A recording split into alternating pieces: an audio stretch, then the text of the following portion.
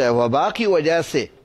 نماز جمعہ گھر میں ادا کریں تو گھر کے افراد اگر جماعت کرواتے ہیں تو وہ 4 رکعت ظہر کی جماعت کروائیں گے یا پھر جمعہ کے 2 فرض کی۔ وباؤں کی وجہ سے اگر آپ مسجد نہیں جا سکے اور آپ کو جمعے والے دن گھر میں ہی نماز پڑھنی پڑے تو آپ جمعے کے 2 فرض نہیں پڑھیں گے بلکہ نماز ظہر ادا کریں گے۔ بعد ہمارے اہل علم اخبار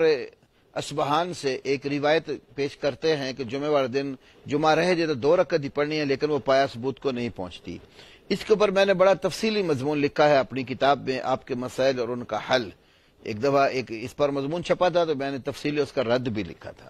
تو صحیح بات یہی ہے جو نبی کریم صلی اللہ علیہ وسلم کے صحابہ کرام رضوان اللہ علیہم اجمعین سے اور ائمہ حدیث و فقہاء سے ثابت ہوتی ہے کہ نماز جمعہ جس کا رہ جائے وہ اس کا بدل ظہر کی نماز ہے، وہ 4 رکعت نماز ادا کریں گے۔ اور گھر میں اگر افراد موجود ہیں، مرد ہے تو وہ جماعت کرا لے، وہ آگے کھڑا ہو جائے، بچوں کو پیچھے، بڑوں کو کھڑا کر لے، عورتیں ہیں تو ان کی اس سے پیچھے صف بنا لے۔ مرد نہیں، عورتیں جماعت کرواتی ہیں اگر تو عورت بس میں کھڑے ہو کر، جیسے کہ امہات المومنین وغیرہ رضی اللہ تعالی عنہن سے بعض آثار اور روایات پہ موجود ہے، محلہ ابن عتم وغیرہ میں، تو اس طریقے پر وہ جماعت کروا لیں تو گھر کے اندر ظہر کی نماز ہی پڑھیں گے، جمعہ ادا نہیں کریں گے، نماز جن کا جمعہ رہ جائے گا۔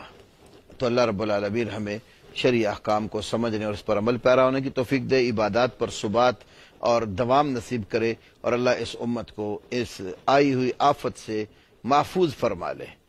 وآخر دعوانا الحمدللہ رب العالمین۔